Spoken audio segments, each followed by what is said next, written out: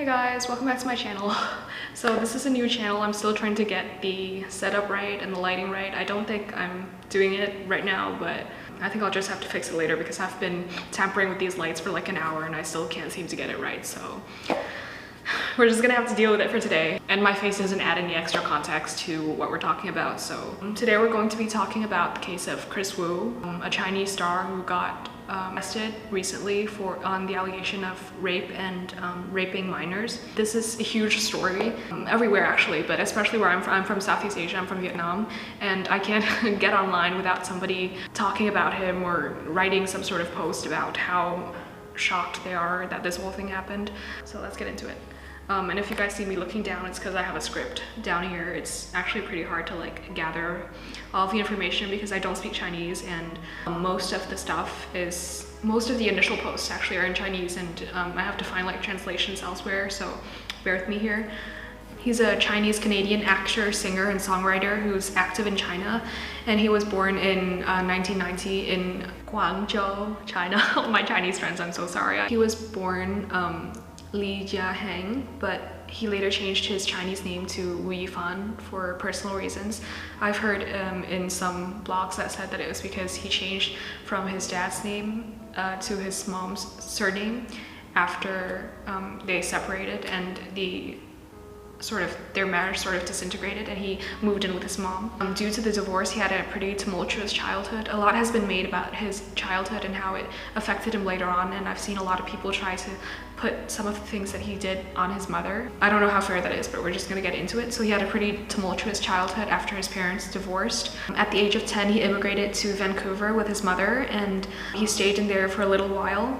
But then at the age of 15, he went back to China and he attended Guangzhou No. 7 middle school for a short period. He was a sports student and he was named captain of the school's basketball team, and his team won first place in the China Junior NBA tournament in South China region. So obviously a very good basketball player, very sporty person. He was actually offered an NCAA scholarship, but he turned it down in order to return to Vancouver with his mom. He attended Point Grey High School and Sir Winston Churchill Secondary School, and he was also the captain of the basketball team for both schools. So at the age of 17, Kris actually auditioned for SM Entertainment, and he was put into a group called EXO. I'm sure that's where a lot of his international fans initially knew him from. It was incredibly popular, that group. And he was actually also put into a subunit called XOM, which is geared toward Chinese audiences. Being put into this group meant that he had to move to South Korea in 2008 to become like a trainee, so he had to train for a few years before the group debuted. It went wrong really shortly after that because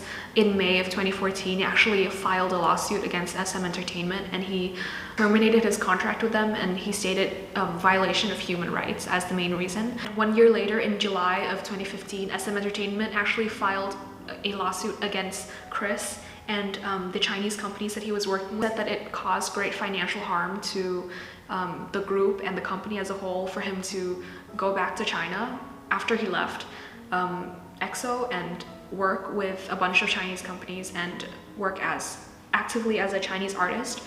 So obviously it was a pretty nasty falling out, and I can sort of understand why some K-pop fans would not like the idea of whenever his name is brought up, it's immediately followed by ex-K-pop member or ex-EXO member, because he was in that group and he was in the Korean entertainment industry for such a short period of time. Kris made most of his money in China, brand deals in China, all of his records were in China, his movies, everything. He's basically a Chinese artist. I sort of get why Chinese K-pop fans would not like EXO's reputation being tarnished by the sort of scandals that he gets into later on in his life. So everything starts in June 3rd of 2021, where Kris is actually photographed. Well, it wasn't actually a photograph. Security footage leaked, and actually photographs too, of him in a movie theater with a woman called Chen Ziyi. He basically rented out the entire movie theater so that they could have a private date, and it leaked online. This caused a firestorm because Kris's fans are, well, I think most idol fans are very touchy about their idols dating. They sort of want them to be single and available all the time, so they didn't like the idea of their male idols, especially, or female idols, their idols dating. So Kris's agency and legal team actually tried to sue Wanda Cinema because they alleged that that cinema spread the photos online to get clout or whatever, and get clicks online. And they stated that it violated their artists' privacy rights. The cinema refused to apologize. I say that this started the whole thing because the girl who initially accused him, her name is Yu She said that it was one of the reasons, the photos of them together was one of the reasons why she decided to come out in the first place. In July 8th of 2021, she came out with a bunch of allegations against Kris, which she posted on her social media account on Weibo. She released alongside the statement a series of text messages and screenshots that she said that she had with him and people who were related to Kris. The notable thing about her is that she was only 19 years old when this happened, so clearly when she was dating him, she was likely a minor or pretty much just past the legal age of consent. I'm going to put up the translation of her post, but it was basically saying that he was cheating and preying on underage girls.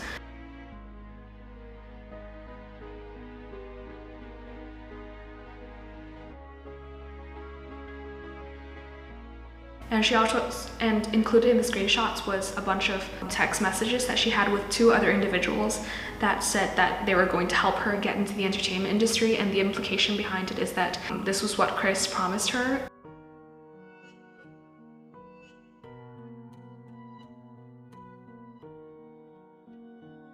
Or in exchange for going out with him and later on having sexual relationships with him, which is that he would help her get into the entertainment industry. And she also shared another screenshot of an anonymous person letting her know about the type of behavior that individuals associated with Kris would take part in. And it was sort of like they would like pick out pretty girls online and they would have him meet with them in private. Put up the screenshot of it here.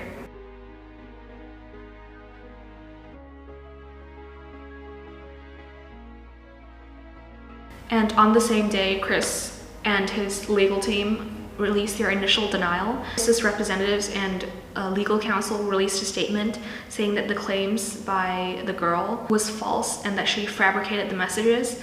They basically threatened to sue her. They said that they would get their legal team on it and to protect Kris's reputation. On the 10th of July, Yu she said that she would be filing a police report after Kris's team said that they'll be taking legal action against her and her allegations. She shares that she has evidence and she's been in contact with a bunch of other victims of Kris, and that they would all be taking legal action against him and bringing it directly to the police. And on the 18th of July, Yu she takes an interview with Wang Yi, and she basically lays out a summary of her allegations against him, and there was a list of 10 points.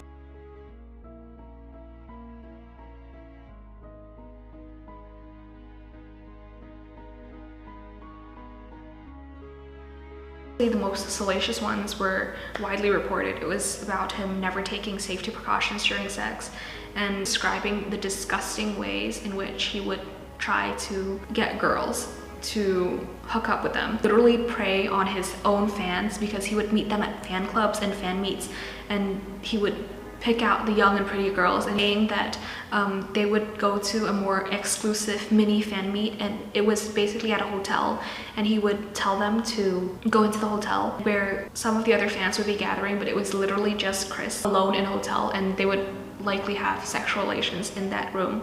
Yu said that she personally experienced something similar, but it was actually at his house. She was under the impression that they would meet to discuss work arrangements to get her into the industry. She would get to his house and she would be given a bunch of alcohol and basically pass out, go unconscious because she drank so much alcohol, and when she woke up she said that she would be on his bed, the implication being that they had sexual relations. And he actually made her all sorts of promises. She said that he would take her to meet his mom after the new year and all of that, but nothing ever came of it, and he sort of basically ghosted her afterwards. And on the same day, on the 18th of July, she posted a Weibo post that said that she had enough evidence because she had been compiling it with other victims of his to put him in jail for 10 years. And she basically gave him an ultimatum. He had 24 hours to hold a press conference to apologize to his fans and withdraw from the entertainment industry altogether, and to leave China, or she would go even further and she would pursue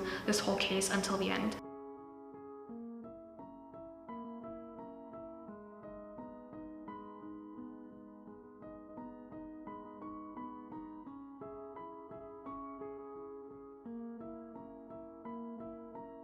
And she added a bunch of other claims into this as well. She said that one girl had contracted an STD while being with Kris Wu. And in this additional post, she also shared a bunch of other details that we didn't know before.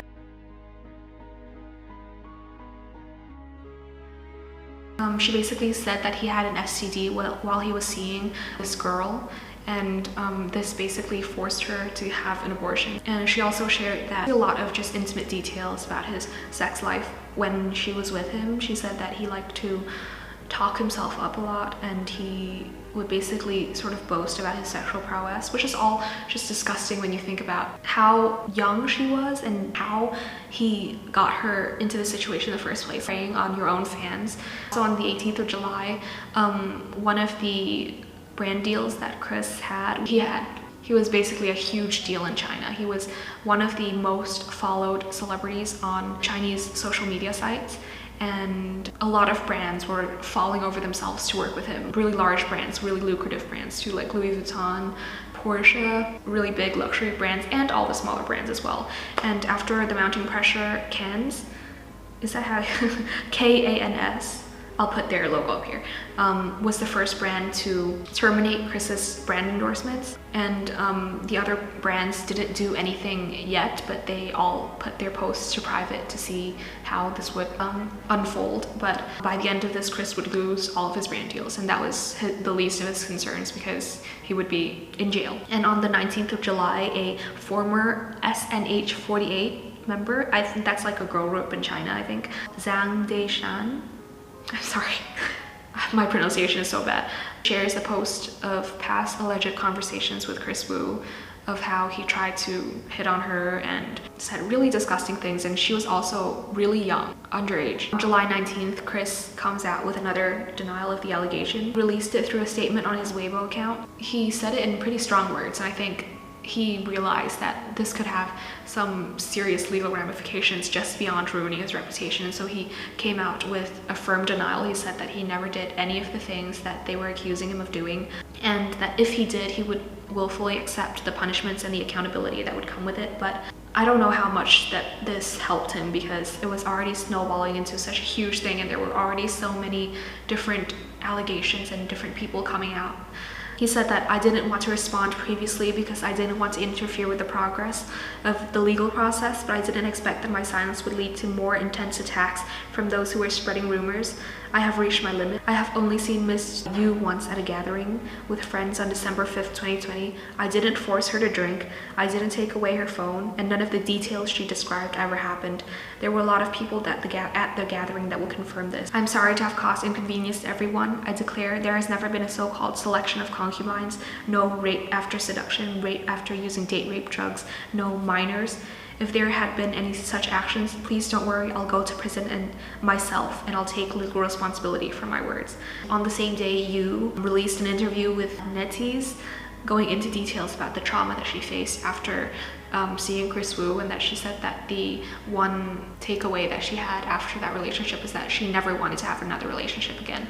Throughout all of this, she also talks about how painful it is to be doing this in public, because she knows that her future husband and her future children is going to see this, and they're probably going to judge her. And I think that most girls understand virginity is something that is incredibly valued in a girl, and some people will say horrific things to women who they think are sleeping around. And I know it's not right, but that is just how some parts of society work. They really look down on people who aren't pure, as they say. and a girl's worth is mostly defined by her purity. I just feel so bad for this girl. On July 31st of 2021, Kris gets detained by the police on the suspicion of rape. So the Chinese police initially released a statement. Following the initial reveal of the progress on the investigation, the Chinese police released an update on the matter by July 31st, confirming that Kris had been detained on suspicion of rape. I'm going to read out the translation of what their post said, and it says that after police investigated the reports made online, Wu Yifan tricking girls into having sexual relations multiple times. Wu Yifan, male 30 Canadian, has been detained by the Chaoyang police on suspicion of rape. The case is currently ongoing. Chaoyang police, and they released it on Weibo. It's happening in the bigger context of there being a crackdown from the Chinese government on celebrities and stars in the entertainment industry in general who have bad ethical code or reflect badly on the nation when they do things in their personal life that people think are wrong or morally outrageous. They actually did this with another female star before about her scandal regarding having a surrogate and then abandoning the children in America. So basically, Kris's social media accounts and all of his works that he's ever been in, it gets deleted across all Chinese social media platforms. And I think that's actually difficult for people who use Western media to understand, but the Chinese government has a lot of control over the social media platforms that are in China. And from one single statement, they could make those companies sort of delete any content that they think is negatively impacting the reputation of the entertainment industry in the country, and it badly reflects on China. The Chinese platforms, the really big ones, they all start removing his accounts and all of his works. So Douyin, which is TikTok, Baidu, Tencent, CCTV Video, Douban, all of the music streaming, the largest music streaming platforms, also deleted his profiles and his music. So basically just erased him off of social media and anywhere that Chinese people could actually see it. And this marks the end of your career if this happens to you in China, because you literally cannot release any new projects to get money, and you can't gain money from previous projects. And the projects that haven't been released yet, they'll probably sue the artist to pay them damages for not being able to release because they have their faces in it. And he was actually starring in an upcoming drama. It never got aired because of him. And the only social media platforms that has not deleted Kris's profile has been Instagram, Facebook, YouTube, because the Chinese government doesn't control them, so they're still up. On August 8th, 2021, another alleged underage rape victim from Los Angeles also came out saying that it's common knowledge that he would also prey on international students and international fans when he was overseas.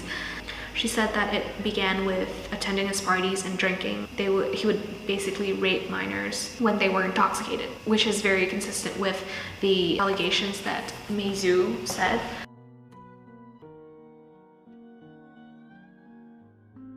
So the story is obviously really, really dark. The things that he does are absolutely horrific, just so disgusting, and I think it's a case study in abuse of power. What's really amazing is after this, there was a huge reckoning in China about the state of the Me Too movement in China and in Asian countries in general, and how really powerful male celebrities abuse their privilege. And I think it's consistent everywhere around the world, not just in Asia or China. In Hollywood too, we see it with Harvey Weinstein and all of these other people, but I think the problem is that in Asian entertainment industries, the celebrities try to keep as clean of an image as possible. They don't let anything that is seen as morally questionable to get out, and they always try to keep their image as clean as possible, as they don't swear in public.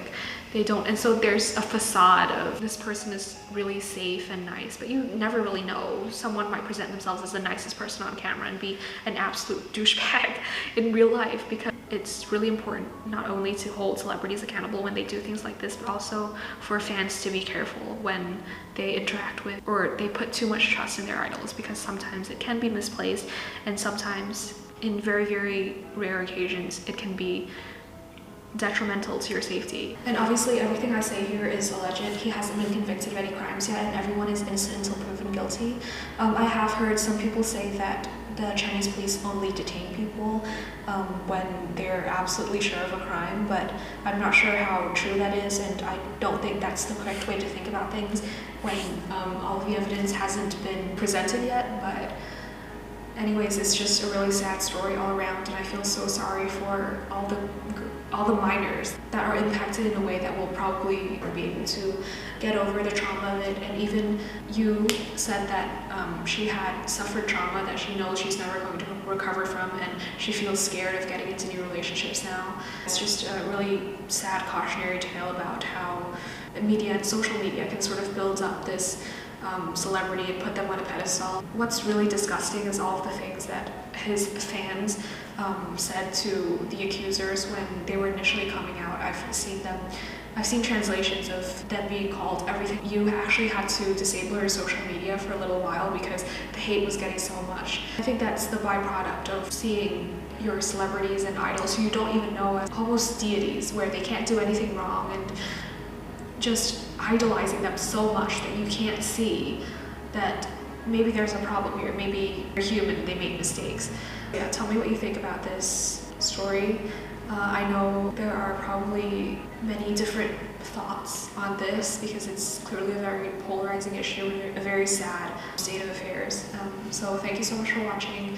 I hope you like this video. If you like, please click the like button and subscribe to my channel if you haven't already. And I'll see you in the next one in 1 week. Bye.